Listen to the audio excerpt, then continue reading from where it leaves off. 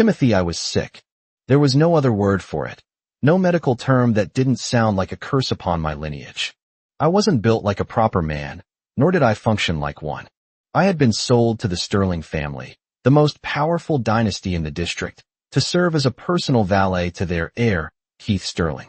It was a position others would kill for, a ticket out of the squalor that had consumed my family, but for me, it was a daily exercise in terror.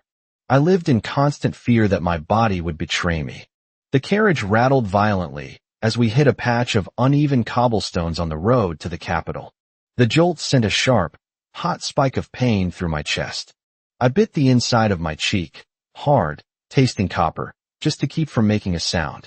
I huddled deeper into the corner of the plush leather seat, my eyes darting toward the man sitting opposite me. Keith Sterling was a prime alpha. Even with his eyes closed, his presence was suffocating. He was beautiful in a way that was almost sharp, high cheekbones, a jawline that could cut glass, and an aura of icy detachment that kept everyone at arm's length. He was resting, arms crossed over his chest, seemingly asleep. I shifted slightly, and the fabric of my shirt rubbed against my skin. Panic flared in my gut. I could feel it happening again. The familiar, heavy swelling in my chest, followed by the humiliating dampness. My condition obeyed no schedule. It struck whenever my nerves were frayed, and right now, sitting 3 feet from a sleeping predator, my nerves were shredded. I had to get out. I had to clean myself up before the scent of sweet milk overpowered the alpha's expensive sandalwood cologne. Master Keith, I whispered, my voice trembling despite my best efforts to clamp it down. He didn't open his eyes. He didn't even move a muscle. What is it, Timothy? His voice was a low rumble, vibrating in the small cabin. I need to stop, I stammered, my hands clenching the hem of my tunic. Nature calls, sir. It's urgent. One of his eyes cracked open, revealing a sliver of ice-blue iris. He looked at me for a second, his expression unreadable, before closing it again. Fine. The single word was like a pardon from the governor.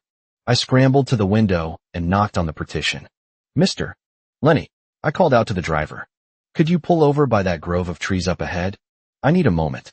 The carriage slowed with a groan of protesting axles. Old Lenny, the family's driver for 30 years, chuckled as he reined in the horses. Again, kid. Lenny's voice was gruff but amused as I practically fell out of the door. That's the 5th time since we left the outpost. You got a bladder the size of a peanut, Timothy. If Master Keith wasn't such a saint, he'd have left you on the roadside miles ago. I'm sorry, Mr. Lenny. I forced a weak laugh, clutching my chest under my coat. I'll be quick. I didn't wait for a response. I sprinted into the tree line, putting as much distance between myself and the alpha as possible. My hands shook violently as I tore at the buttons of my shirt. The cool air hit my skin, but it brought no relief. The white linen of my undershirt was stained dark, soaked through. God, I whimpered, staring at the evidence of my shame. It wasn't a lot, but it was enough. The scent was faint, creamy and sweet, but to an alpha's nose, it would be like a beacon. I pulled a rough cloth from my pocket, wincing as I scrubbed at the skin, trying to dry myself and erase the scent. I dusted a heavy, musky powder over my chest, something I'd bought from a back-alley healer who promised it would mask any omega scent. It smelled like wet earth and charcoal, unpleasant but necessary. Please don't smell it, I whispered to the empty woods. Please, just let me get through this trip. I buttoned my shirt all the way to the collar, fixed my coat, and took a deep breath. When I walked back to the carriage, I kept my head down. I glanced up just as I reached the door and froze. The velvet curtain on Keith's window was pulled back just a fraction. Had he been watching? My heart hammered against my ribs.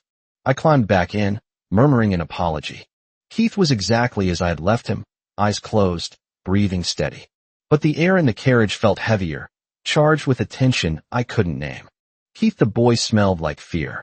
It was a sharp, acidic undercurrent beneath the cheap, earthy powder he insisted on wearing. But beneath that, beneath the fear and the dirt, there was something else. Something sweet. Something that made the beast inside my chest claw at its cage. I kept my eyes closed, listening to Timothy's shallow, ragged breathing. He was terrified of me. He sat in the corner like a frightened rabbit, flinching every time the carriage hit a bump. I knew why he stopped. I knew it wasn't his bladder. I had seen the way he clutched his chest, the way his face flushed a deep, feverish red right before he asked to pull over. "Are we far from the inn, Master Keith?" Timothy asked, his voice small. I opened my eyes and looked at him. He was staring at his boots, his knuckles white where he gripped his knees. He was thin, too thin for an Omega his age, with messy brown hair and eyes that were always wide with apprehension. "We arrive at sundown," I said. "Try to hold yourself together until then." He flinched as if I'd struck him. "Yes, sir." Of course. I turned my gaze to the passing landscape. I wasn't a cruel man, though I knew my reputation said otherwise. But Timothy tested my control in ways I hadn't anticipated. I needed to know what he was hiding. And more importantly, I needed to know why the scent of him was driving me slowly, inexorably insane.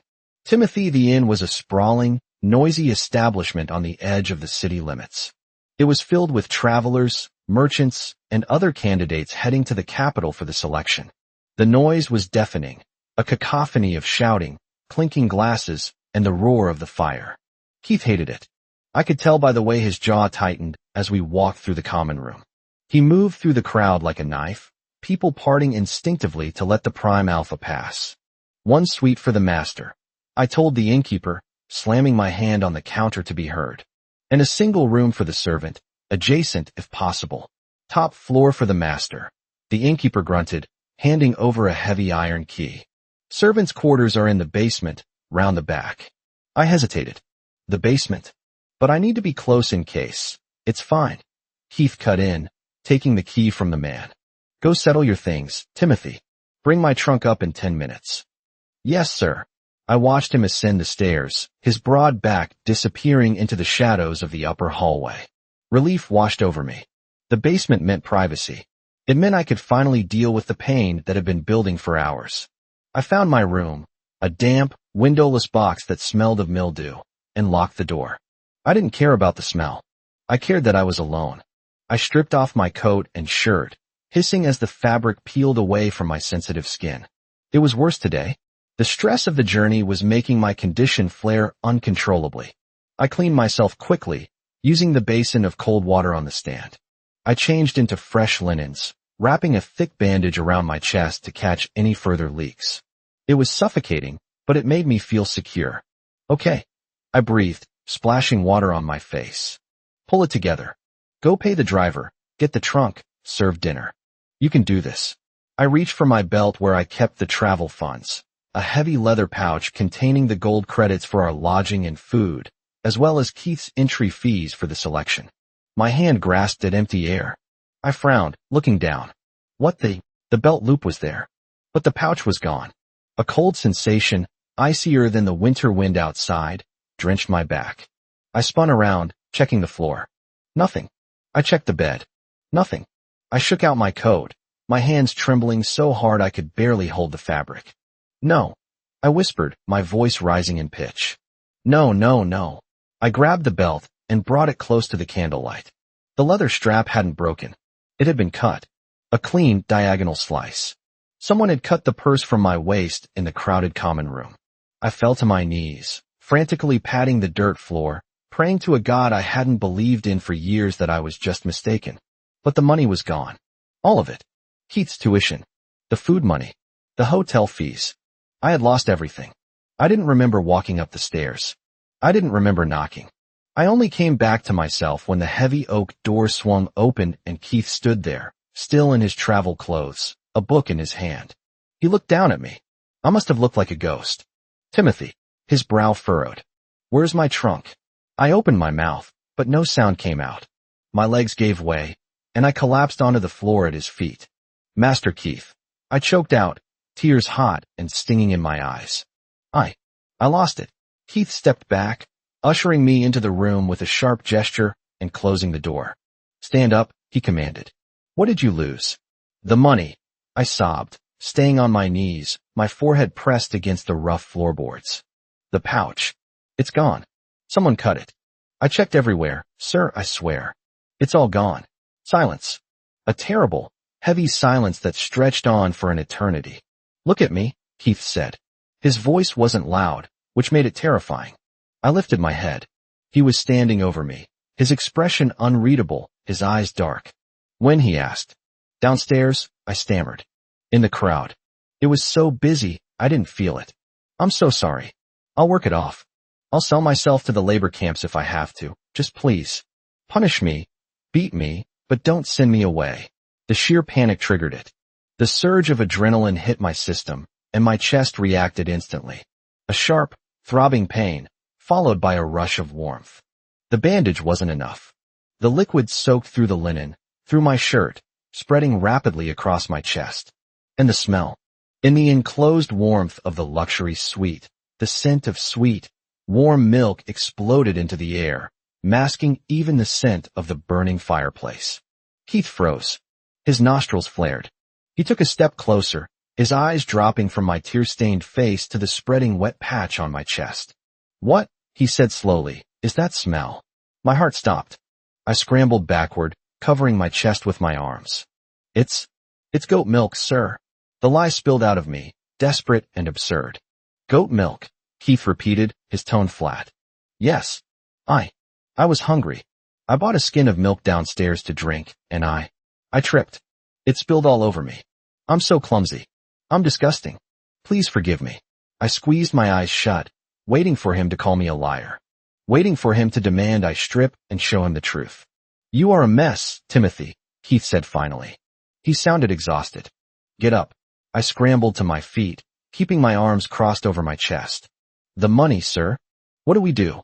Keith walked to the window, looking out at the dark street. How much do you have left on your person? 3 copper coins, I whispered. And whatever loose change is in your coat pocket. It's not enough to get to the capital, Keith said. He turned back to me. We have paid for tonight. But we cannot afford 2 rooms for the remainder of the journey. My stomach dropped. Sir, cancel the basement room, Keith ordered. Get a refund if you can. From tonight on, you sleep in here. On the floor, on the chair, I don't care. But we do not waste money on separate quarters. But, sir, that's improper. I gasped. I'm an Omega. You're a Prime Alpha. And I smell like goat milk and sweat. I can't share a room with you. Keith's eyes narrowed. Are you in a position to argue, Timothy? You lost our funds. Unless you have a better plan to pay for lodging, you will do exactly as I say. I slumped, defeated. Yes, sir. Good. Now go clean yourself up. You smell like a dairy farm. Keith, I watched him scurry into the adjoining washroom, locking the door behind him with a frantic click. I walked over to the table where he had been kneeling. The scent lingered. It wasn't goat milk. I knew what goat milk smelled like. Musky, animalistic. This was human. It was sweet, rich, and laced with the distress of an Omega in pain. I picked up my book, but the words blurred on the page. I knew exactly what was happening to him. I had suspected it for weeks, but the confirmation was visceral. Timothy was lactating. A rare condition in male Omegas, usually brought on by extreme hormonal shifts or intense stress. It was painful, embarrassing, and deeply intimate. And he was terrified I would find out. I looked at the door to the washroom. I could hear the sound of water splashing, the muffled sound of him crying. You foolish boy, I murmured to the empty room. I hadn't kept him close to punish him. I kept him close because if he was wandering the halls of a cheap inn smelling like that, he wouldn't last the night. Every alpha in a 5-mile radius would be trying to break down his door. I needed to protect him, even if he hated me for it. Timothy sharing a room with Keith Sterling was a slow, agonizing form of torture. For 3 days, we traveled. For 3 nights, we slept in the same room. I slept on the floor, wrapped in my coat, never taking off my clothes, never truly sleeping. I was terrified that if I relaxed, my scent blockers would fail, or I would leak again. But the body has limits. On the 4th morning, I woke up to a sensation of drowning. I gasped, sitting bolt upright on the rug. The morning sun was streaming through the windows. My chest felt heavy, rock hard, and agonizingly tender. I looked down. My shirt was soaked. Not just the spot this time. The entire front of my tunic was dark, wet, and clinging to my skin. I froze, my eyes darting to the bed. Keith was awake. He was lying on his side, propped up on one elbow, watching me. His hair was loose, falling over his forehead, making him look younger, less severe. But his gaze was laser-focused on my chest. Timothy, he said. His voice was rough with sleep, deep and vibrating. I scrambled backward, hitting the leg of the table. Master Keith. I didn't mean to wake you. Your shirt, he said, pointing a long finger. You're wet. Sweat. I shrieked. It's sweat, sir. I had a nightmare. A terrible fever. I sweat profusely when I'm scared. Sweat, Keith repeated. He sat up, the sheets falling to his waist. That is a significant amount of fluid for a fever, Timothy. And does your sweat always smell like vanilla and cream? I couldn't breathe. The air in the room felt thick. I have a metabolic condition. My sweat is unique. Keith stared at me for a long moment. Then, he swung his legs out of bed and stood up. He was wearing only loose sleep pants. The sight of his broad, muscular chest made my mouth go dry. He walked over to his travel bag and pulled out a pristine, white silk handkerchief. He walked toward me. I cowered, pressing my back against the wall. Sir, please, I'll clean it up. I'm sorry. Keith stopped in front of me. He didn't look angry. He looked intense. He crouched down so we were eye to eye. Here, he said, holding out the handkerchief. Dry yourself. I stared at the silk. It was worth more than my entire life's earnings. I can't use that, sir. It's silk. Take it, he ordered. My hand shook as I reached out. Our fingers brushed. A jolt of electricity, sharp and hot, shot up my arm. Keith didn't pull away. Thank you, I whispered. Go behind the screen, he said, nodding to the privacy divider in the corner. Change your clothes. And Timothy. I paused. Yes, sir. Stop using that powder, he said quietly. It smells like dirt. I prefer the vanilla. I nearly dropped the handkerchief. I fled behind the screen, my heart hammering a frantic rhythm against my ribs. He knew. He had to know. But he wasn't kicking me out. Keith, the days in the Capitol were a blur of political maneuvering and exams. I spent my days proving my worth to the High Council, debating policy and strategy. But my nights were consumed by the boy sleeping on the floor of my room. He was suffering. I could see it in the dark circles under his eyes, the way he moved stiffly, guarding his chest. He was in pain. I tried to give him space. I tried to let him keep his secrets. But on the fifth night, the sound of his distress broke me. It was 3 a.m. The room was pitch black. I woke to the sound of a muffled sob. No, please, I heard him whisper. Stop. Just stop. I sat up. Timothy. The sobbing stopped abruptly. A sniffle. I'm fine, sir. Go back to sleep. I didn't go back to sleep. I got out of bed and walked over to where he lay curled in a ball on the rug. I knelt beside him. Timothy, I said softly. Talk to me. He uncurled slightly. Even in the dark, I could see he was shaking violently. It hurts, he gasped. It hurts so much. I think I'm dying. I reached out and touched his shoulder. His skin was burning hot. Where does it hurt? My chest, he sobbed. It feels like it's going to explode. I can't make it stop. I knew what I had to do. I knew it crossed every line of propriety, every rule of master and servant. But I couldn't watch him suffer. Sit up, I said, my voice commanding but gentle. He struggled to sit up, leaning heavily against the wall. Help me, he begged, clutching my arm. Please, Master Keith. I don't know what to do. I can help you, I said. But you have to trust me. Do you trust me, Timothy? He nodded frantically. Yes. Yes, please. Okay. I reached for the buttons of his shirt. I need to relieve the pressure. It's the only way. Timothy, I was beyond shame. The pain was a blinding white noise in my head. My skin felt too tight, hot and throbbing. When Keith's cool fingers brushed my skin, I almost screamed with relief. He undid my shirt. The air hit my damp skin. I felt exposed, vulnerable, disgusting. Look at me, Keith commanded. I opened my tear-filled eyes. He wasn't looking at my chest with disgust. He was looking at my face. His eyes were dark, dilated, filled with an intensity that terrified and thrilled me. This will help, he murmured. He leaned in. I thought he was going to use his hands. Instead, he lowered his head. When his warm mouth touched my skin, my back arched off the wall. Oh God, I cried out. It wasn't sexual. It was medicinal. It was survival. But as he began to draw the fluid out, relieving the agonizing pressure, it became something else.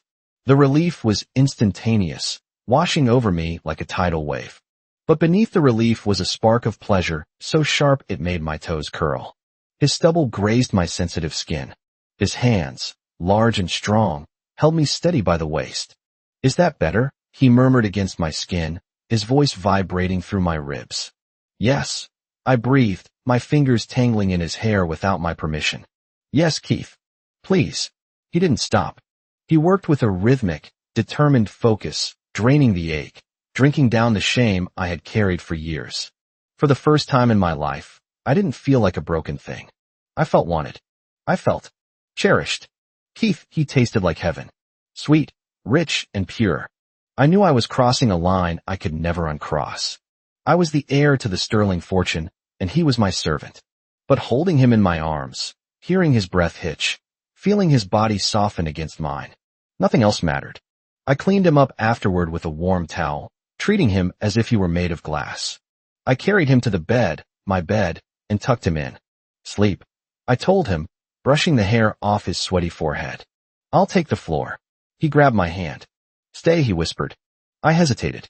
Then, I climbed in beside him. He curled into my chest immediately, seeking my warmth, my scent. Mine, my inner alpha purred. Finally mine. Timothy, the next morning, the world felt different. The sun was brighter. The air was lighter.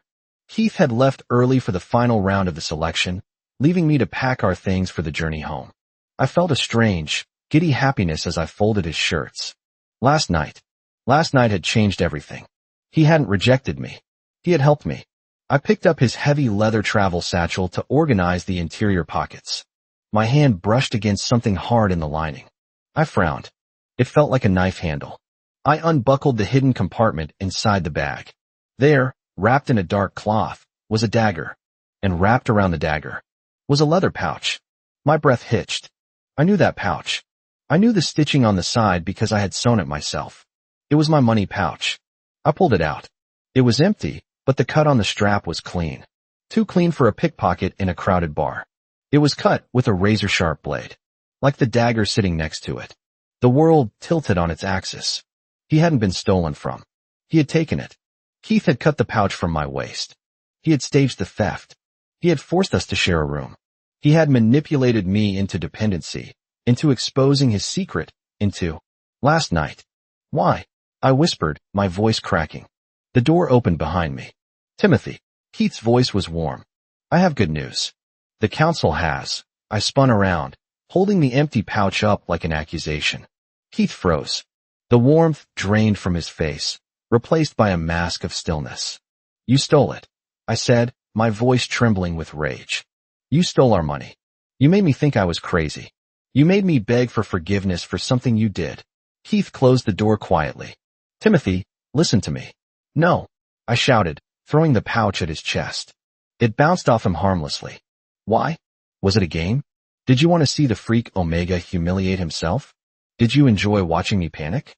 "No," Keith said firmly. He stepped forward. "I did it because it was the only way to get close to you." I stared at him, baffled. "What?" "You were terrified of me," Keith said, his voice raw. "From the moment you entered my service, you acted like I was a monster. You hid your condition. You hid yourself. I knew you were sick, Timothy. I could smell it on you for months. I knew you needed help, but you would never ask for it. So you robbed me?" "I removed the barrier," Keith corrected. "I needed you in my room so I could watch over you. I needed you to trust me, even if it started out of necessity." "That's twisted," I spat. "That's manipulative." "I know," Keith admitted. He looked defeated. "I'm not a good man, Timothy. I get what I want. And I wanted you." He walked closer, ignoring my flinch. "Do you remember the garden party? 12 years ago." I blinked. "What?" "Your family came to the Sterling estate. Before the debts. Before the ruin." Keith's eyes softened. "You were 6. You fell into the rose bushes. Everyone laughed. Except me."